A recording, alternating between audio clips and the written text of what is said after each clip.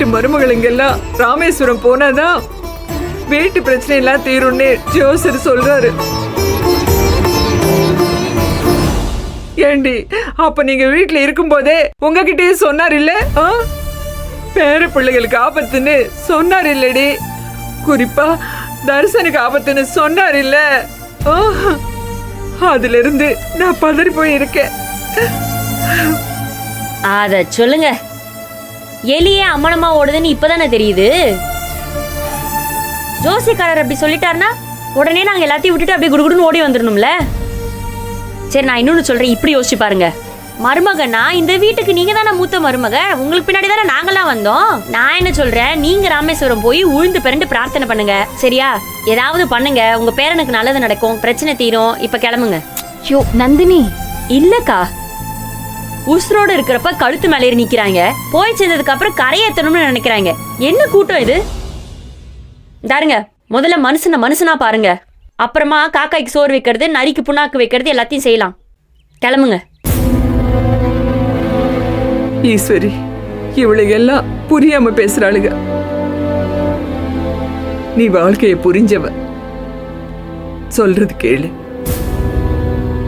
வாடி, வீட்டுக்கு போலாம் வா. சேம் டிராமாக்கா. இத நான் பேசுனதுக்கு தானே கோச்சிட்டு வந்தீங்க. நான் வேணா கால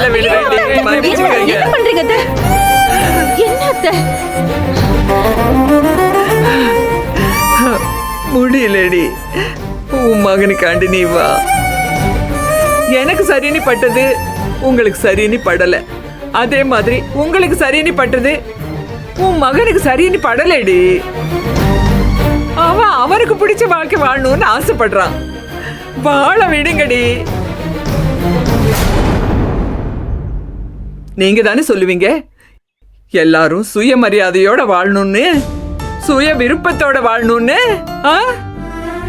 இன்னைக்கு அவன் ஆசையை ஏண்டி தடுக்கிறீங்க?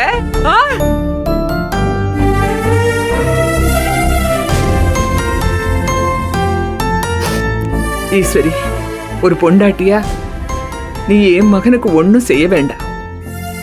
ஆனா ஒரு அம்மாவா உன் மகனுக்காண்டி நீ வந்துடுறே, வந்து நில்லடி.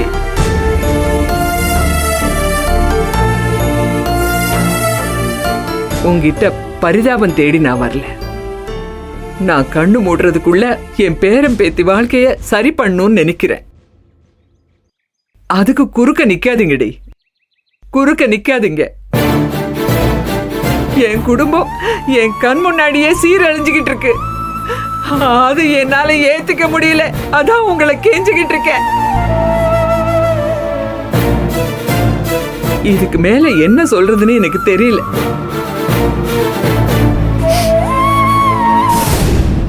இந்த பாருங்கடி, பொம்பளை சுதந்திரம் ஆக்கப்பூர்வமா இருக்கணும், குடும்பத்தை அழிக்கிற ஆயுதமா இருக்கக்கூடாது. என் மனசுல தோணுது சொல்லிவிட்டே, அதுக்கு மேல உங்க இஷ்டம். கரிகால வாடா. அட என்னக்கா இப்படி பெரிய மனுஷி காலில் விழுந்து அழுகுறாங்க, மனசுல ஈரமே இல்லாம இருக்கீங்க. அதான் வெயில நடக்காதீங்க, ஆட்டோ பிடிக்க.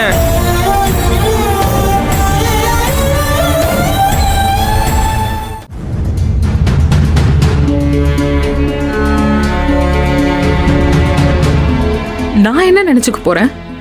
குந்தவை தான் உன் பிசினஸ் பார்ட்னர்னு என்கிட்ட இருந்து ஏன் மறைக்கணும்? இங்க பாரு, சொல்லக்கூடாதுன்னெல்லாம் இல்ல. நமக்குள்ள பிரச்சனையா இருந்தப்ப நமக்கு பரிச்சுப்பட்ட ஆள் கூட நான் பிசினஸ் பண்றேன்னு சொன்னா நீ என்ன நினைப்பேன்னு எனக்கு தெரியல. அந்த தயக்கத்தினால தான் நான் உன்கிட்ட எதுவுமே சொல்லல. ஓ, அப்போ என்கிட்ட சொல்லாமலே இருந்துடலான்னு முடிவு பண்ணிட்ட இல்ல? கொஞ்ச நாள் போனதும் சொல்லலாம்னு நினைச்சேன் ஜனனி. ஏன் அப்ப மட்டும் நான் தப்பா எடுத்துக்க மாட்டேனா? நீ தானே இப்ப சொன்ன நான் எப்படி எடுத்துப்பேன்னு தெரியாம தான் நீ சொல்லலன்னு.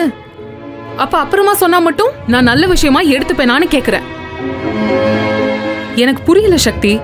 நீயே தான் சொல்ற, சூழல் சரியில்லாதப்போ அறிமுகமான ஒரு ஆளு, அதுவும் உனக்கும் அவங்களுக்கும் தாலி கட்டுற வரைக்கும் விஷயம் போயிருக்கு. நான் வெளியே போனதுக்கு அப்புறம் கிட்டத்தட்ட 1 மாசம் அவங்க உங்க வீட்டுல வந்து தங்கி இருந்திருக்காங்க. கல்யாணம் பண்ணிக்க போறோன்ற ஆங்கிள் தானே உன்னை பார்த்திருப்பாங்க. அப்புறம் என்ன பத்தின எல்லா உண்மையும் தெரிஞ்சதுக்கு அப்புறம் உங்க எல்லாரையும் திட்டிட்டு தான் கிளம்பி போனாங்க. உங்க மேல கோவத்தோட தான் போனாங்க.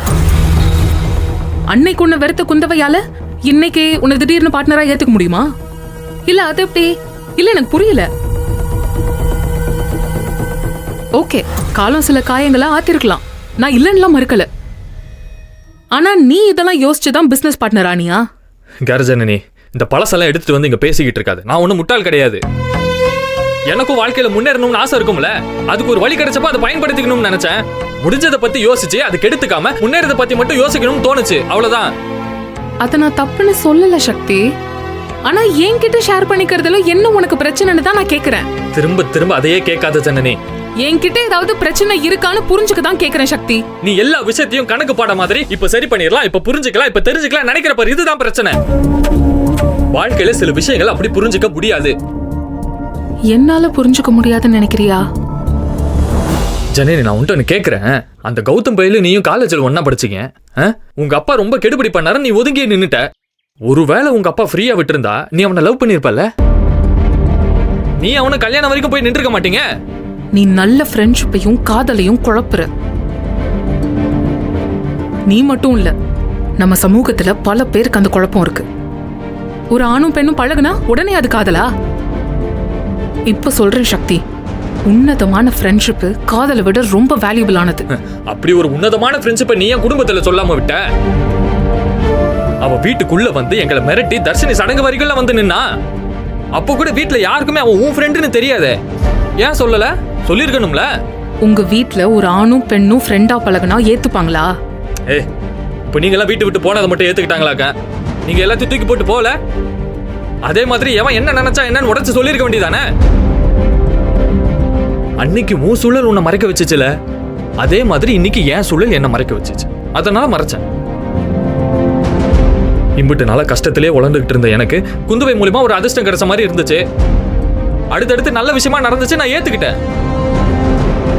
ஜனனி, நீ சுயமா யோசிச்சு முடிவெடுத்து என்கிட்ட ஒத்த வார்த்தை சொல்லாம வீட்டை விட்டு வெளியே போனல, அதே மாதிரி என் வாழ்க்கைக்காக நான் சுயமா யோசிச்சு முடிவெடுத்ததுல எந்த தப்பும் இல்லைன்னு தோணுச்சு.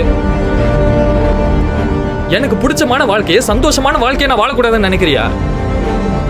பழசையே நினைச்சுக்கிட்டு நீயே என்ன வீட்டு விட்டு உதறிட்டு போனா கூட உன் பின்னாலேயே வந்து பழைய குடும்ப கதைகளையே பேசி உன் வட்டத்துக்குள்ளேயே சிக்கி கிடக்கணுமா? நான் சக்தி, ப்ளீஸ் போதும்.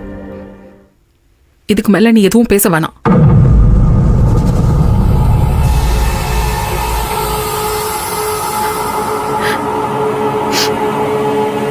All the best.